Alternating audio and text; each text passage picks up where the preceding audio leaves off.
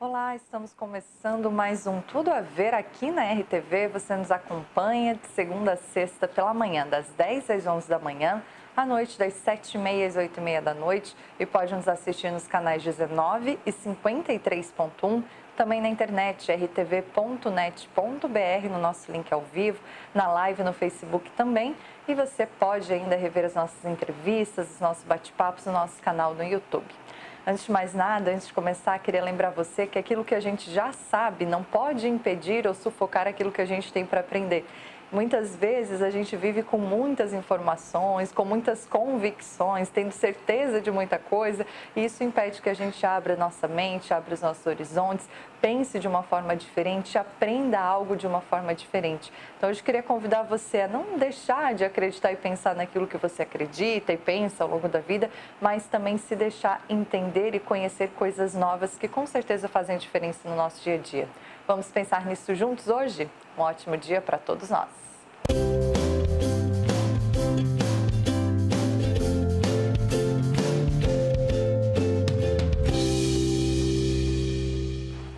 E hoje a gente vai bater um papo bem legal sobre um espaço que vai reabrir aqui em Criciúma nos próximos dias, muito importante ao longo de todo o ano, mas principalmente nessa época de férias, que às vezes os pais não têm com quem deixar as crianças ou querem fazer uma atividade diferente, né? Menos cansativa, mais produtiva. E para isso eu recebo aqui a Patrícia Ismânia Spiller-Comin, ela é educadora física, coordena o espaço também. Patrícia, bem-vinda, bom dia. Obrigada, bom dia.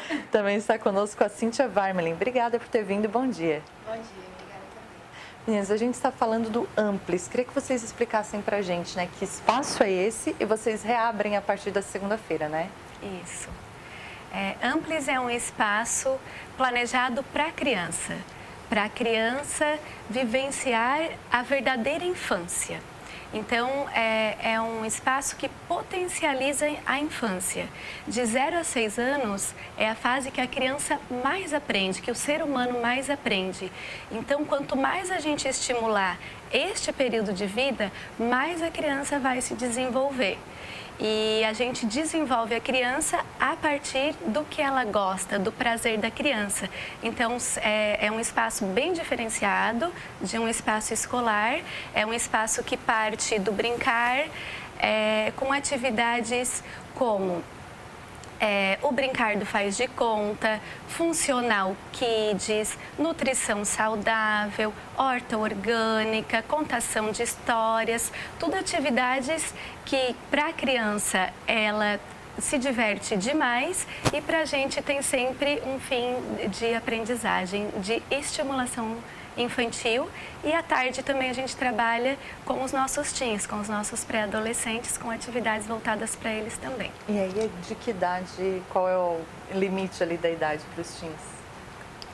Os teens, na verdade, a adolescência até onde tu se permite, né? Mas Os psicólogos já estão dizendo que até 20, 22, né? Exatamente. Eu acho demais, mas né, é o psicólogo que diz, né? Então, hoje a gente trabalha com adolescentes de 11 a 15 anos, né? Mas nada permite de quem tiver 16, 17, enfim. Se tiver vontade, Se tiver né? vontade. E crianças, a gente trabalha mais na parte da manhã, de 3 a 10 anos. E meninas, vocês duas falaram, quem tiver vontade, algo prazeroso para a criança. Muitas vezes a gente percebe assim, que o pai e a mãe querem ocupar aquela criança, né? E fazer atividades, bota na natação, bota no balé. Às vezes até numa intenção positiva, né? Não digo que o pai e a mãe fazem por mal, mas fazem na intenção de desenvolver essa criança, mas muitas vezes essa criança não gosta, ela não quer estar ali, ela não quer fazer balé, ela não quer fazer aula de violão. É muito importante respeitar e conhecer, essa criança quer fazer isso, ela não quer fazer aquilo. Sim, muito.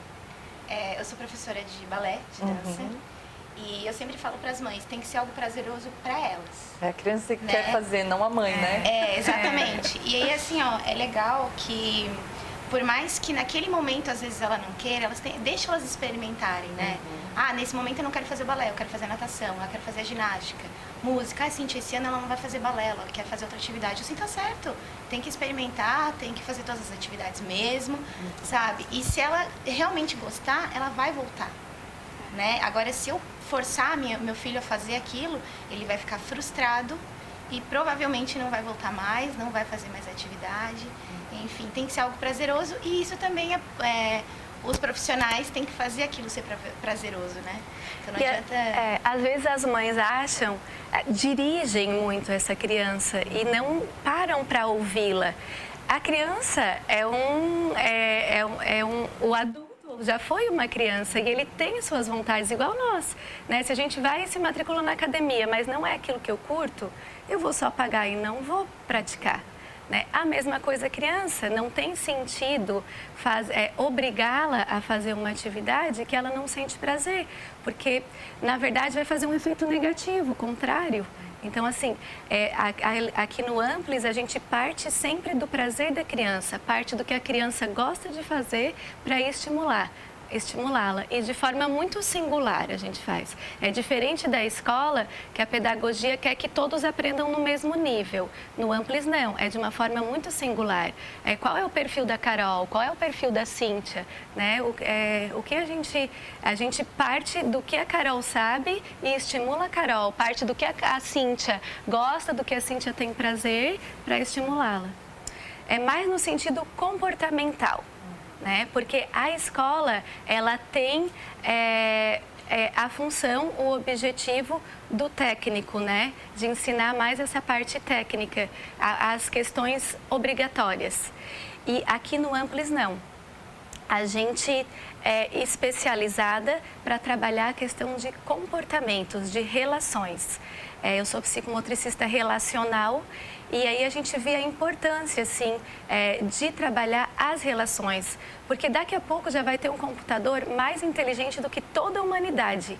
Mas ele vai saber as questões técnicas. Ele nunca, jamais vai te ensinar consciência, vai te ensinar o que é sentir, o que é interagir. E hoje em dia as crianças estão muito limitadas. Tanto para elas saírem na rua, né, e fazerem alguma atividade, se relacionarem com os amigos. Na minha época, eu ia brincar na rua, me entendia, me desentendia, minha mãe nem ficava sabendo. Né? E ali a gente fazia esse treino. Tinha que se resolver. Isso, tinha que se resolver antes de chegar em casa. Ou uma família grande, que entre os próprios irmãos a gente se resolvia. A família menor de 3 filhos, ai meu Deus, só tem 3 filhos. E hoje em dia, não, a família que tem 3 filhos, meu Deus, ela é louca. Tem 3 filhos.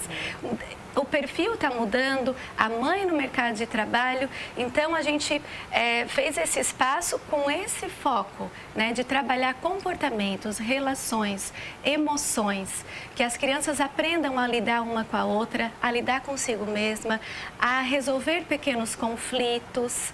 Né, nesse âmbito, e também a questão artística e cultural, que daí a Cíntia entra mais com essa questão. E resgatar, né, a infância, porque hoje é tudo muito tecnológico, televisão, videogame, então a coordenação motora das crianças já não é a mesma, né, a coordenação motora fina, enfim, é trazer benefícios através da brincadeira, né, do brincar. Então, a Paty, ela é mais da parte comportamental, porque ela é psicomotricista. Eu entrei já mais com a parte artística, cultural. Enfim, a gente complementou e fez o espaço completo, que a criança vai estar ali com atividade física, cultural, artística, comportamental. Então, é algo completo, tá redondinho. E meninas, quem chegar lá no espaço de vocês, né? Cheguei com meu filho de 5 anos, cheguei lá com ele de manhã, o que ele vai fazer, né? De forma bem prática, assim, fui pela primeira vez, levei meu filho, o que vai acontecer com ele naquele dia? Na verdade, a gente tem algumas opções que as mães podem escolher para estar frequentando o Amplis. Pode ser nessa lógica que você falou, Carol, surgiu um imprevisto, vou levar no Amplis. Ele vai participar da grade horária das atividades que tem para aquele dia. Normalmente são 3 atividades. A gente coloca uma atividade mais física, um funcional, uma psicomotricidade, uma contação de história, aí ou um chefe mirim, que eles próprios fazem o alimento que depois vão consumir, coordenação motora fina, diversas atividades. Ou as mães optam por, eu quero levar ele para fazer só psicomotricidade relacional. Aí a gente vai olhar a grade horária, tem na terça, na quinta, nesses horários. E aí ela leva, depois de 1 hora, ela volta para buscá-la. Mas o nosso foco maior é trabalhar o contraturno escolar nessa visão diferenciada. Então, as mães podem optar quantas manhãs e quais manhãs elas querem. Ou que se adequem à rotina da mãe. Por exemplo, a Carol tem um filho, mas tu trabalha só segunda e quarta. Então, tu coloca no Amplis na segunda e na quarta pela manhã. Ou não, Paty, quero todos os dias. Eu quero levá-lo e que ele almoce e aí levem para a escola. A gente também está fazendo isso. Então, assim, a gente, além de ser um espaço que potencializa a infância, a gente quer ser um apoio para as famílias também. Que hoje, cada vez mais, por conta dessa mudança da realidade, é difícil, né? E esses dias eu ainda estava recebendo aqui uma secretária de educação e, tem colônia de férias, tá todo mundo de férias, mas, já passou um mês, os pais têm que trabalhar, não tem onde deixar essa criança.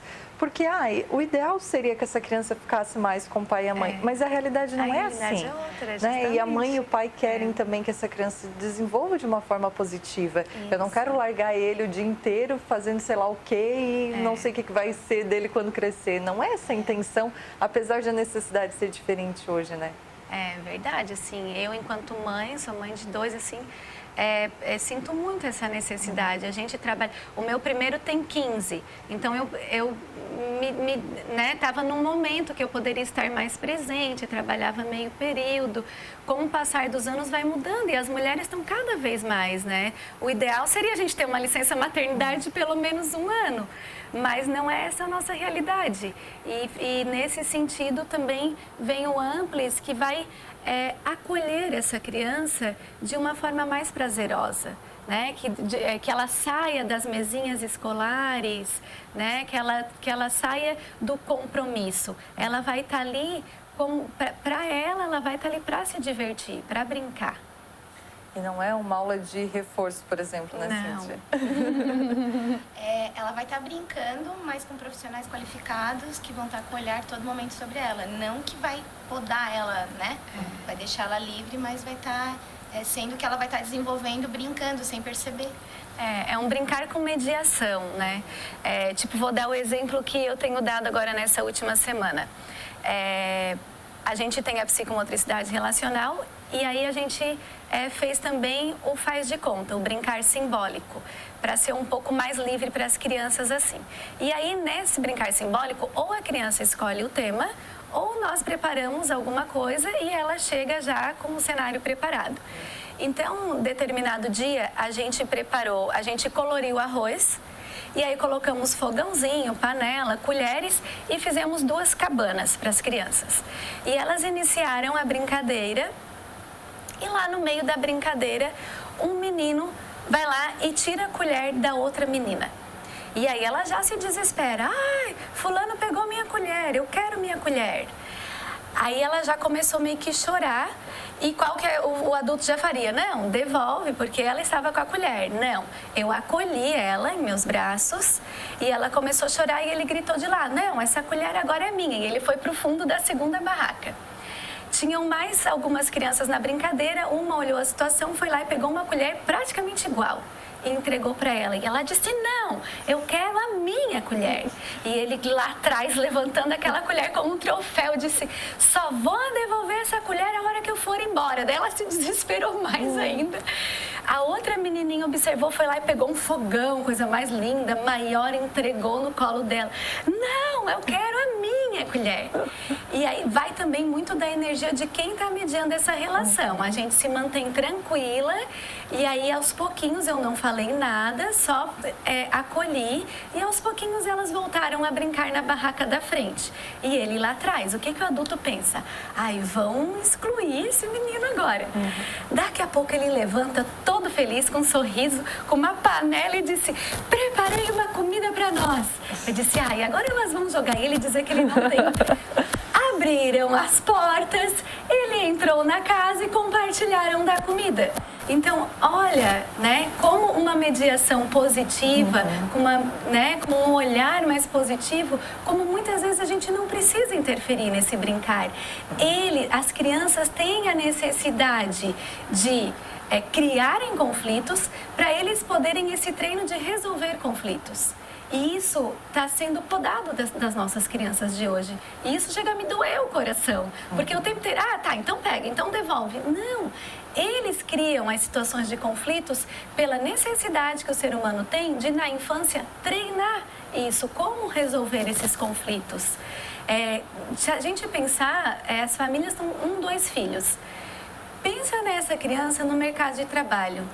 Né? Se ela não sabe resolver um conflito, se ela não sabe ser frustrada e resolver uma frustração, se ela não desenvolve essa inteligência emocional e social. Pensa nessa criança casando.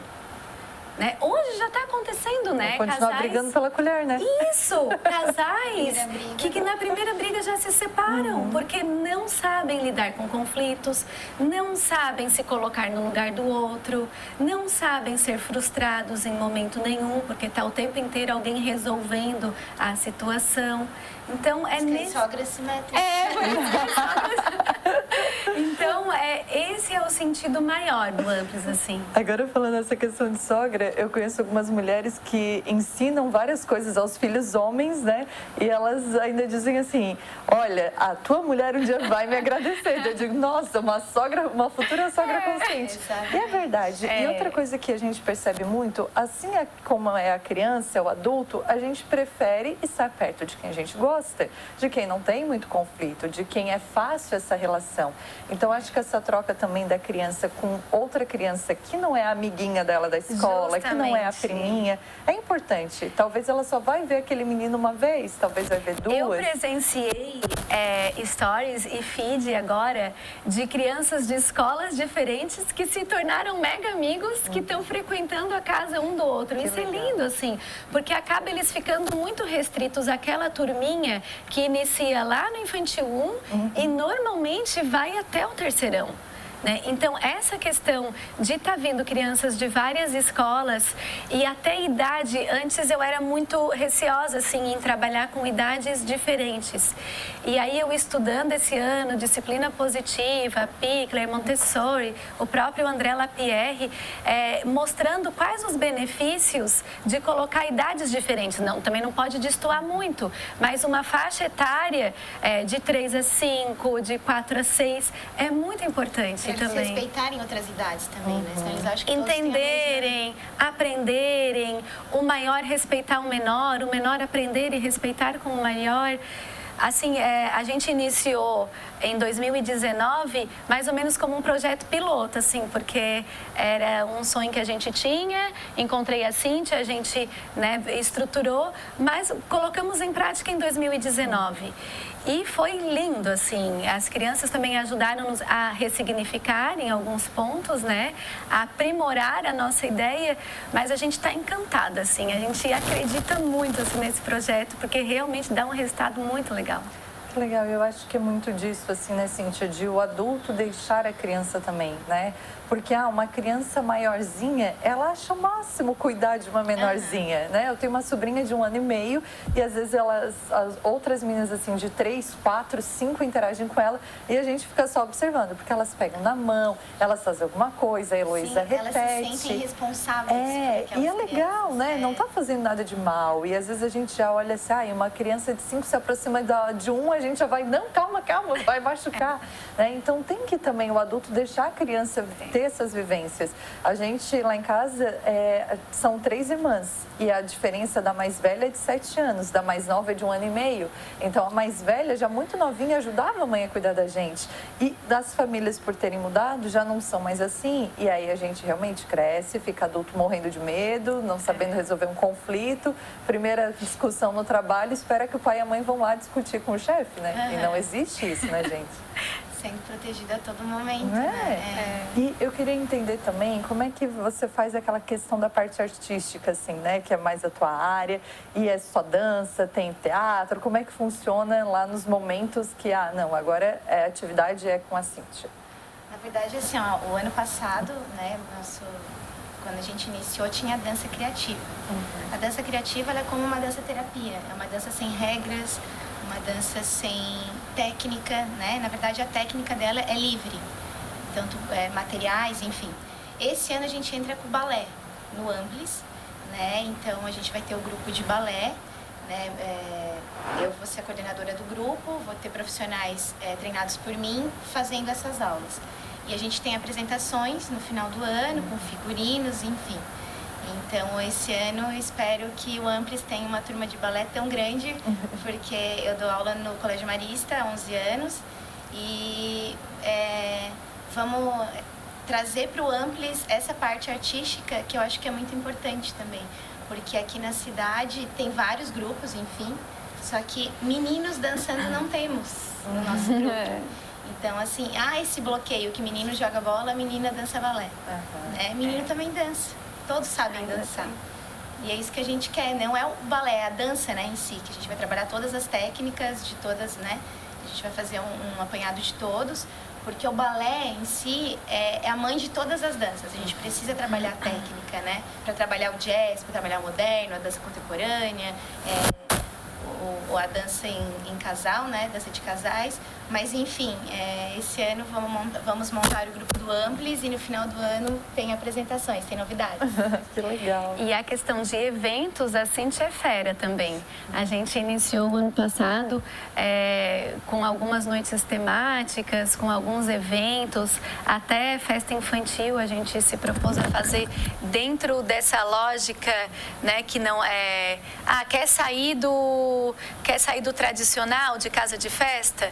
A gente também trabalha com essa questão da comemoração, da celebração do aniversário de forma um pouco mais divertida, mas educativa também, né? Aí a gente traz a turminha direto da escola para o Amplis, sem a presença dos pais, só a família do aniversariante, e eles comemoram brincando. Então, naquela noite passam por várias oficinas, a arte criativa, o Lucas Melo é muito parceiro nosso também na diversão, ali na recreação, e algumas oficinas nossas. Ou a gente coloca o chefe mirim, ou a gente coloca a psicorrelacional, ou coloca a dança, a baladinha. Eles querem, né? E a Cintia é o cérebro dos eventos. A gente fez o Halloween o ano passado, foi muito divertido. Muito divertido. Dia das Crianças, também bem legal, a Páscoa. A gente faz esses eventos também e é bem legal, é bem procurado e a gente se diverte junto. Vocês têm outros profissionais que trabalham com vocês de outras áreas, assim, porque a formação inicial das duas é educação física, Isso. né? E aí vocês se especializaram em algumas áreas, mas tem outros profissionais juntos. Sim. A gente tem a Luciane Seolin, que é a nossa contadora de histórias, ela está com a gente todos os dias. A Samira, com arte criativa, né? E ela também é pedagoga, né? E a gente vai ter ajuda também com uma psicóloga, né? Que vai estar nos auxiliando, vai estar com a gente lá no Amplis. O Lucas Melo é nosso parceiro, então todas as festas ele está aí com a gente.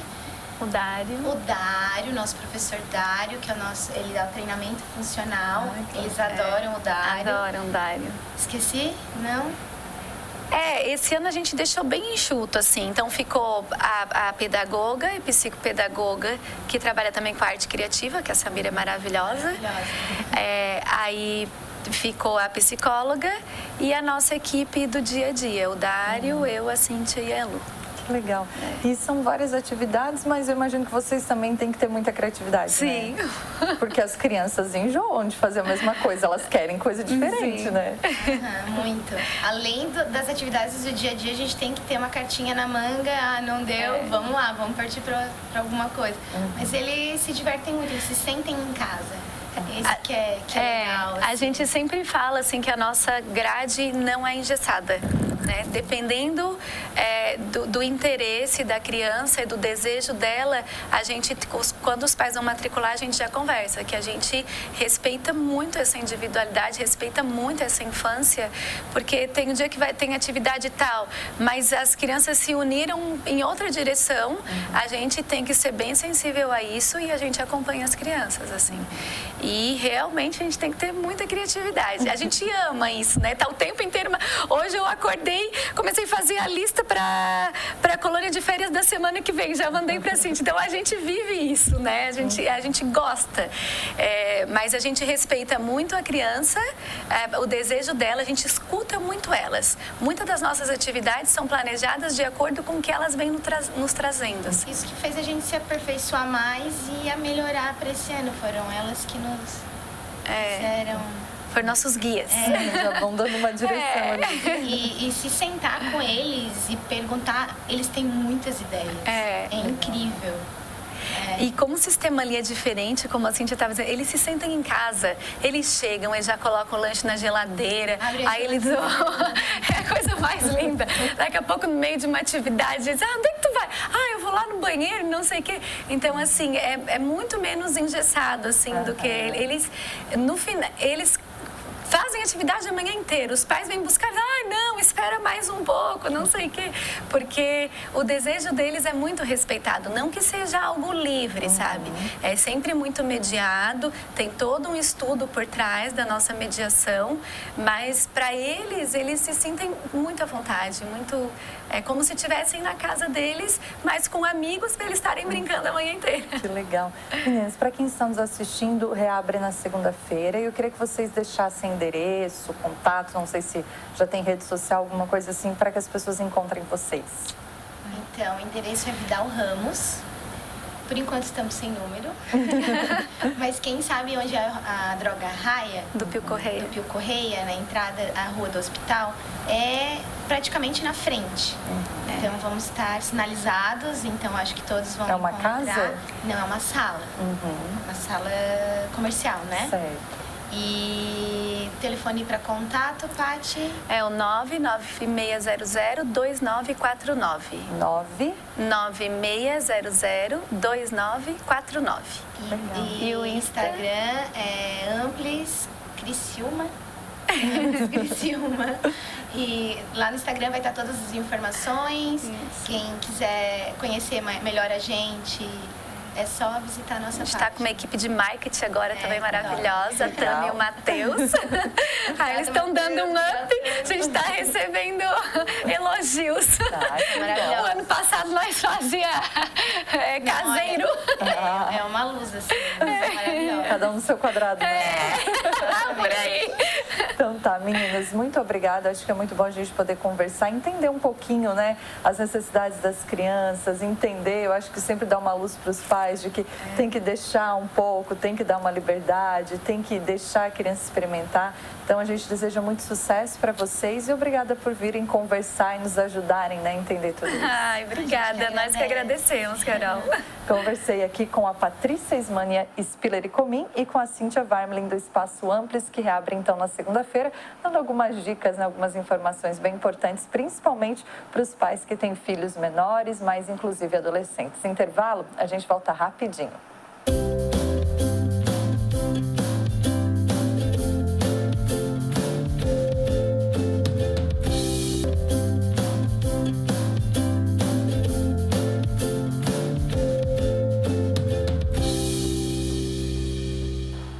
Estamos de volta com Tudo a Ver, no ar, no oferecimento de Oral Sim 3045-7777. Telefone é WhatsApp, você pode adicionar, tirar todas as suas dúvidas. Também está conosco Móveis Correia Bac. Todas as semanas você vai acompanhar aqui ao longo da nossa grade de programação dicas bem bacanas a respeito, né, da sua vida, da sua casa, do dia a dia. Também curso de moda do Senac. Também a Marzane Sara que me veste no dia de hoje. O estúdio de beleza Tati Amandio de Sara. O telefone está na sua tela, você encontra também nas redes sociais. Agora a gente vai acompanhar um bate-papo que eu fiz com o Alex Copete, ele que é especialista em bebidas. E a gente vai entender um pouquinho a respeito desse universo, né, tão bacana aqui no Tudo a Ver.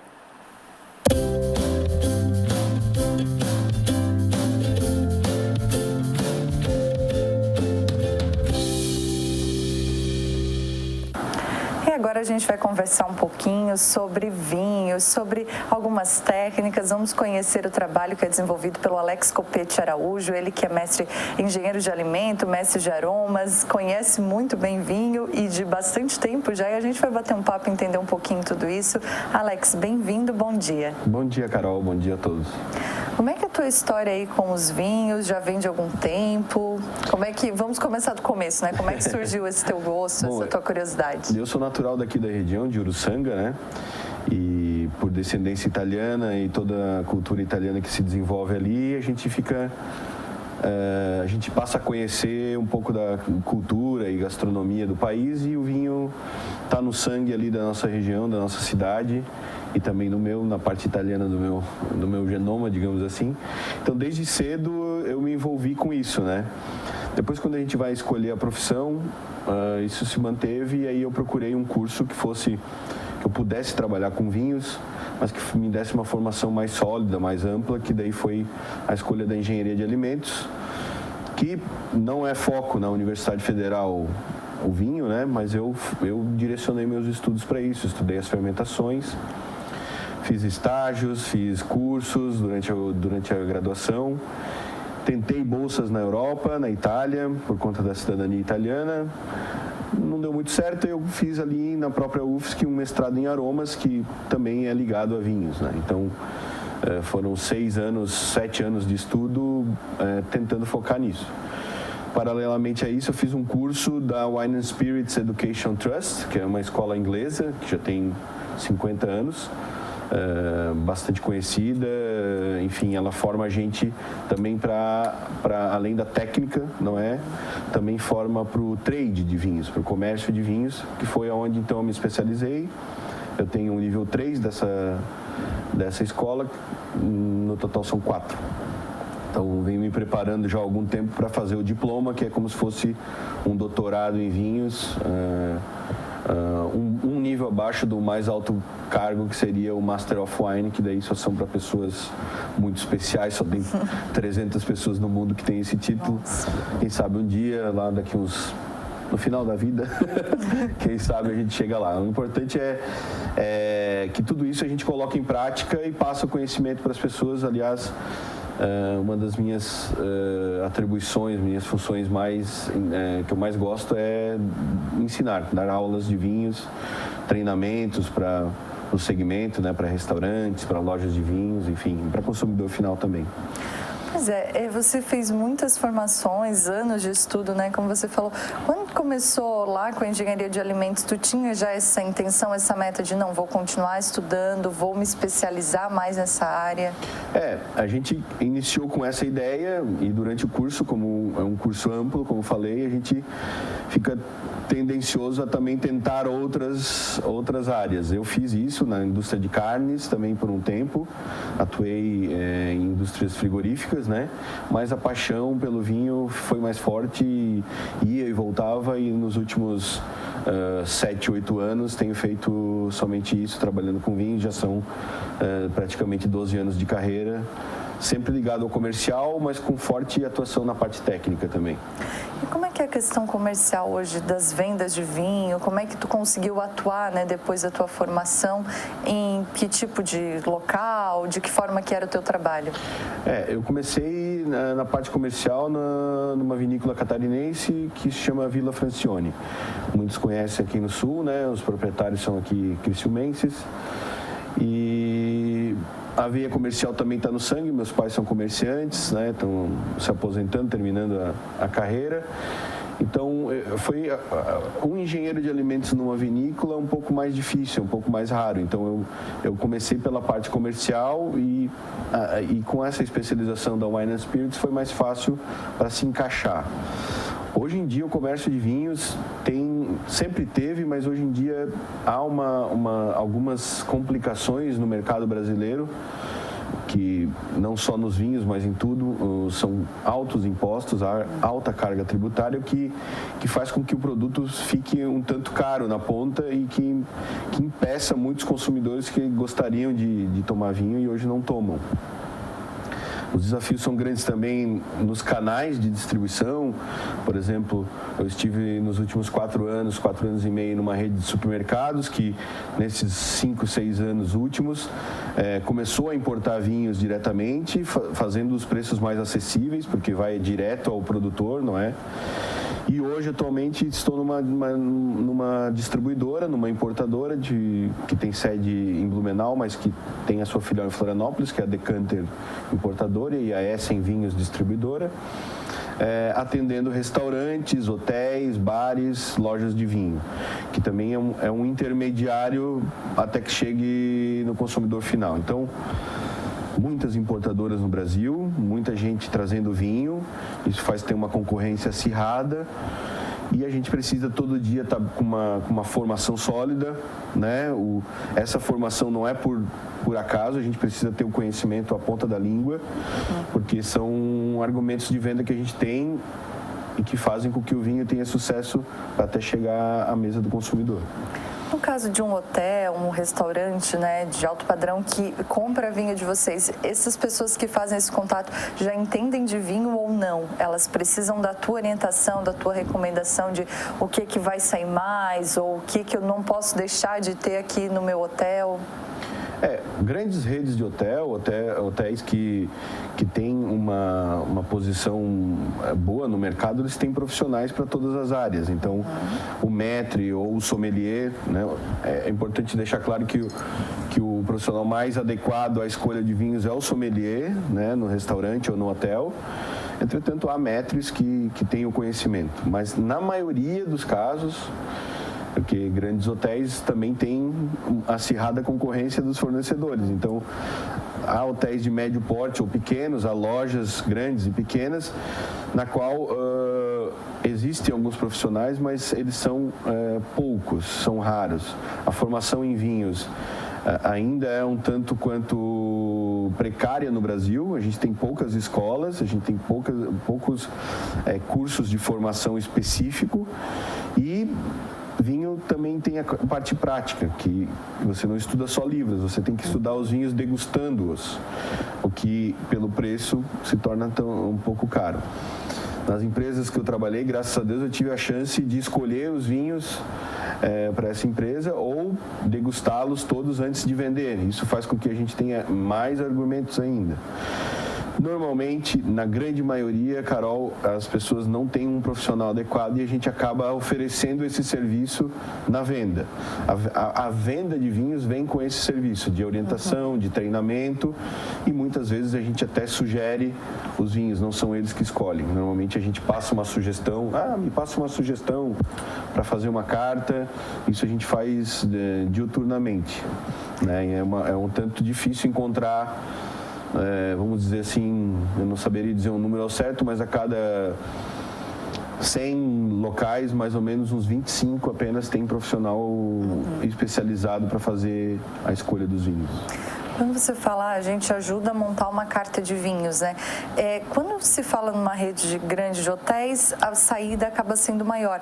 Mas aquele teu cliente hoje, ele volta com que frequência? Porque são produtos muitas vezes caros, né? Que ele vai fazer uma aposta porque ele ainda não recebeu aquele hóspede, ele vai receber, talvez venda, talvez não.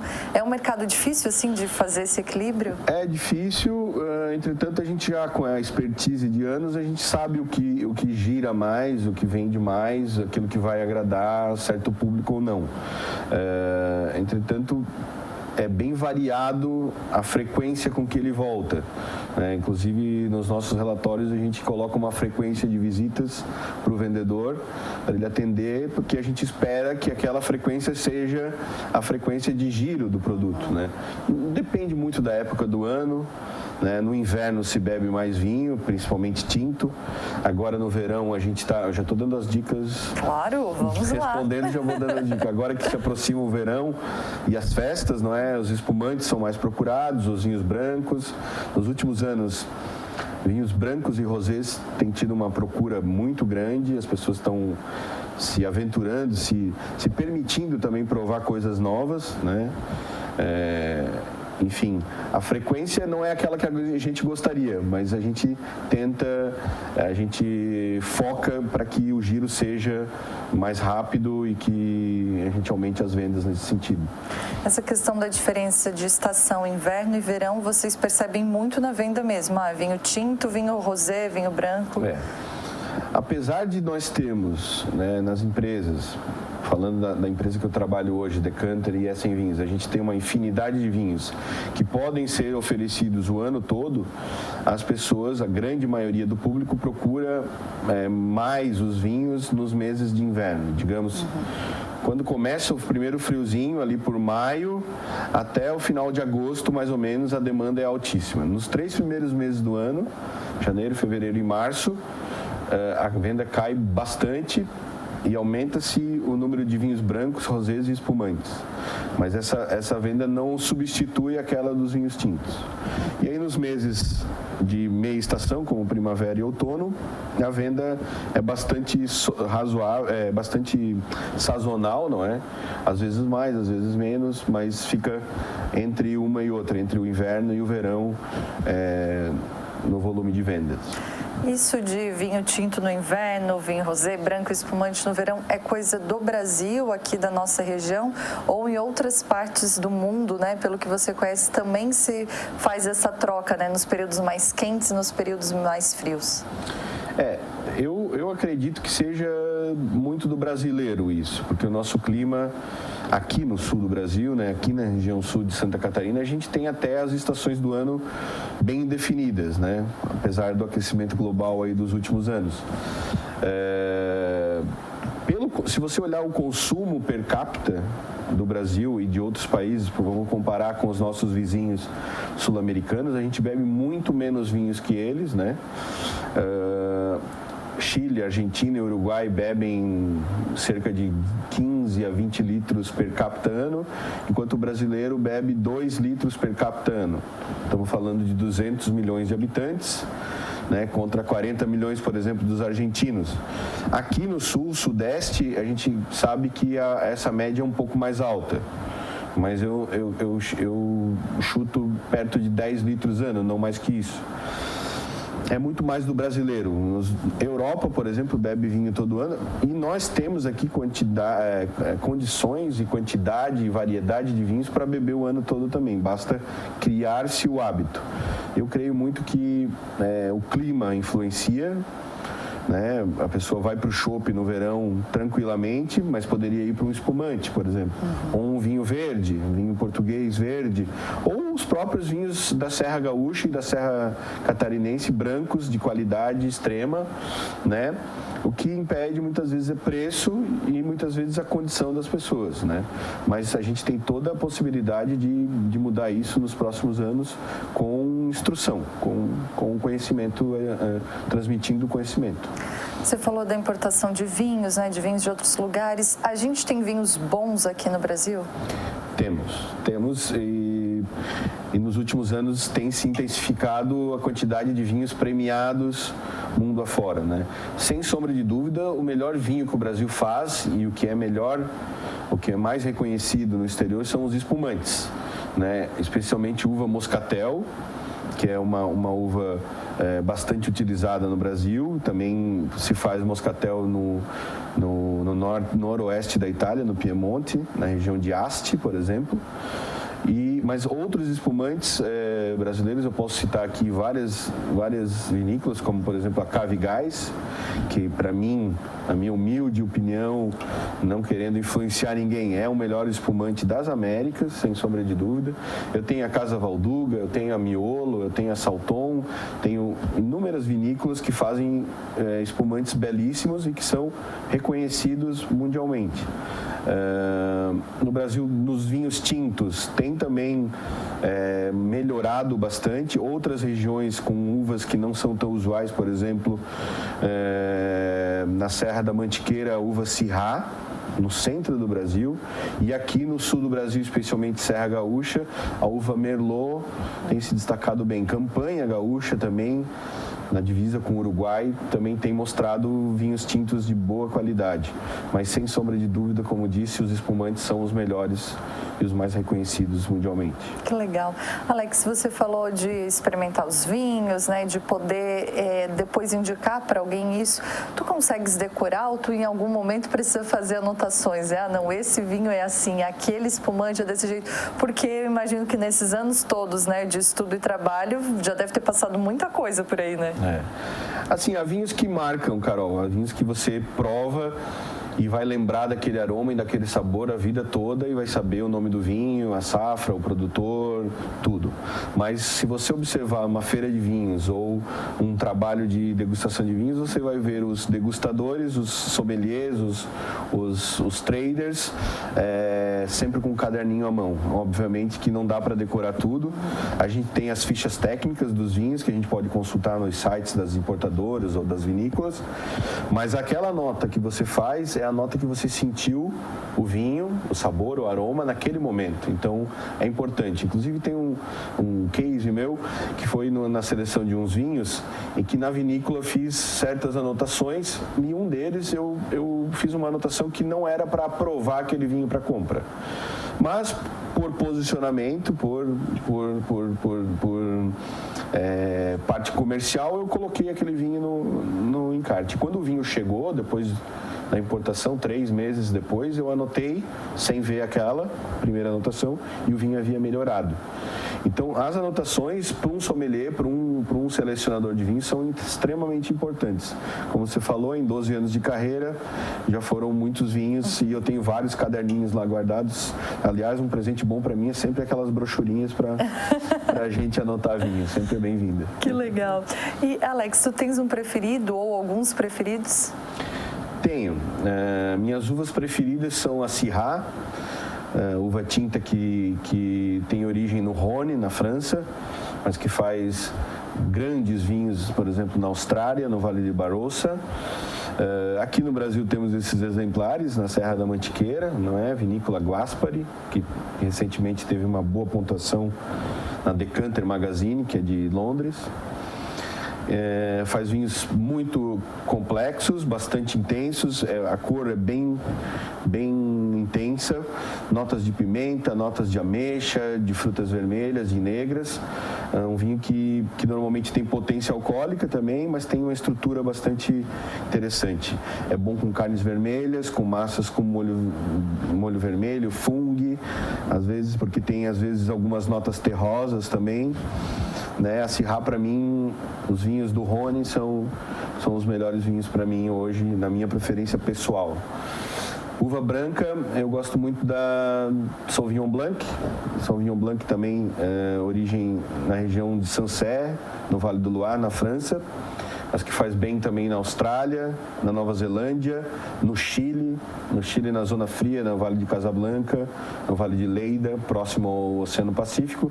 São vinhos bastante frescos, bastante leves, com notas de maracujá, de frutas cítricas em geral, notas verdeais, tipo uma grama cortada, tipo aspargo, né? E é um vinho que é aperitivo, normalmente. Serve muito bem na harmonização com ostras, que é o Florianópolis, né? Santa Catarina, o maior produtor de ostras do Brasil, é o vinho para acompanhar as ostras, sem sombra de dúvida. Eu adoro muito. Hoje ainda você para assim, agora eu vou parar e tomar um vinho, vou escolher aquele lá, porque a gente sabe que quando mistura, né, porque tem o teu trabalho e tem o teu prazer também, sim, né? Mas tu ainda consegue assim, não, eu vou parar, eu vou tomar esse porque eu quero, não porque eu preciso experimentar para vender, para saber ensinar. Graças a Deus a gente consegue fazer isso, separar o profissional do prazer, né? Quando eu vou escolher vinhos para uma empresa, eu não posso usar o meu gosto pessoal, porque eu preciso atender todos os públicos, ou o maior número de pessoas possível, não é? Mas quando a gente leva para casa, a gente faz as preferências e a gente consegue, por exemplo, há vinhos do dia a dia, vinhos simples que não vão entregar assim muita complexidade ou muito prazer, mas são vinhos que você bebe sem se complicar, sem se preocupar com nada. Você serve a taça e bebe e come com alguma coisa rápida, um sanduíche, qualquer coisa. Para momentos especiais, vou receber um amigo, um casal de amigos em casa, ou no Natal, no Réveillon, no aniversário de alguém querido, a gente daí faz uma seleção melhor, atendendo ao nosso gosto e ao nosso bolso também, né? Não dá para comprar tudo que a gente quer, né? Infelizmente. Mas tem vontade, né? Sim, com certeza.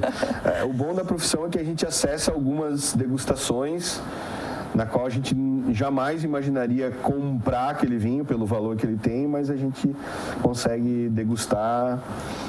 O trabalho é bastante prazeroso por isso, porque o vinho eu acho que é um dos poucos produtos em que você precisa abrir a garrafa, abrir o produto para mostrar ele, para concluir uma venda, para justificar todos aqueles argumentos que você fala antes de abrir a garrafa. Então, nessa seara, a gente é bastante privilegiado em poder provar vinhos que normalmente não se compraria por conta do preço que é muito alto. Lembra assim o vinho mais caro que tu já viu? O mais caro que eu já coloquei à mão, sim. Foi na França, no ano 2017, em torno de hoje, uns 35 mil reais a garrafa. Chegou a ficar nervoso. Seguramos com as duas mãos para não deixar cair, né? Tá certo. Alex, um prazer te receber. Eu sei que é muito bom a gente poder conversar, explicar um pouquinho para quem está em casa, né? Eu acho que a gente está ficando mais curioso, está estudando um pouquinho mais, as pessoas estão um pouquinho mais abertas ao vinho também aqui no Brasil, na nossa região. Então, muito obrigada. É sempre uma aula e prazer, sucesso na tua profissão. Obrigado, Carol. Obrigado a todos. É sempre um prazer também falar sobre vinhos, que é a minha paixão, minha profissão, e espero que a gente possa acessar vinhos mais baratos e melhores a cada dia. Obrigado. Tá certo, muito obrigada. Esse é o Alex Copete de Araújo, conversando com a gente sobre vinhos. Ele que é engenheiro de alimentos, é mestre de aromas, especialista em vinhos, tem uma carreira aí longa, estava batendo um papo aqui com a gente, ensinando um pouquinho também aqui no Tudo a Ver.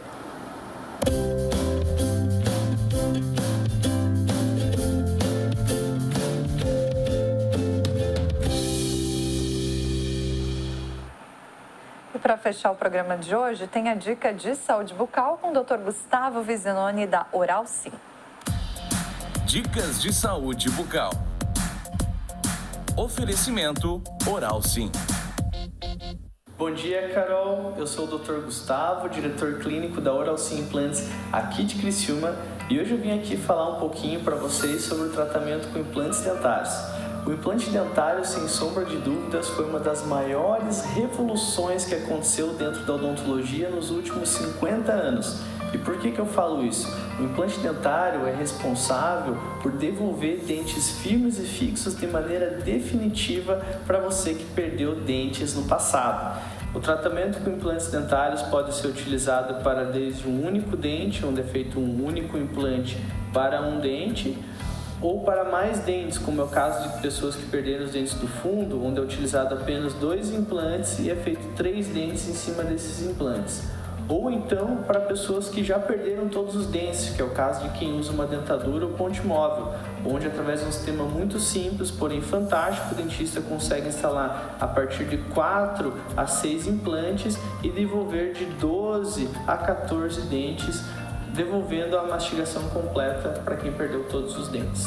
Ele lembra muito como se fosse um parafuso que o dentista instala na região onde ficavam as raízes dos dentes que você perdeu, e em cima dele o dentista consegue confeccionar um dente com aspectos naturais de cor, formato e tamanho que vão encaixar na sua mordida.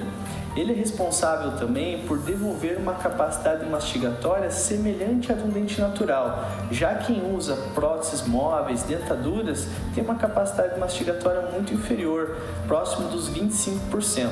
Então, o tratamento com implante dentário é a forma que o dentista tem hoje de devolver dentes firmes e fixos para você que perdeu os dentes e devolver essa capacidade mastigatória para você.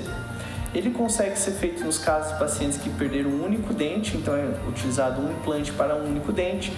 Casos de pacientes que perderam vários dentes do fundo, por exemplo, onde é utilizado 2 implantes com 3 dentes. Ou então casos de quem já perdeu todos os dentes, como na dentadura ou ponte móvel, onde através de um sistema muito simples, porém fantástico, o dentista instala de 4 a 6 implantes e consegue devolver de 12 a 14 dentes, devolvendo aquela alegria no sorriso, um sorriso bonito, um sorriso completo e o melhor de tudo, uma capacidade mastigatória para você poder ter uma mastigação muito boa. O tratamento com implante dentário hoje é, sem sombra de dúvidas, a indicação número 1 para a falta de dentes. Então, essa é a dica de hoje que eu trago para vocês. Se você precisa realizar seu tratamento com implantes dentários, entre em contato aqui na clínica. O nosso telefone é o 3045-7777. A Oral Sim fica localizada aqui na rua João Sequinel, número 549, a mesma rua do Hospital São José, e nós estamos aqui esperando por você. Um grande abraço a todos. Dicas de saúde bucal. Oferecimento Oral Sim. E assim a gente vai encerrando mais uma edição do Tudo a Ver. Obrigada a você pela audiência e pela companhia. Um abraço e até mais.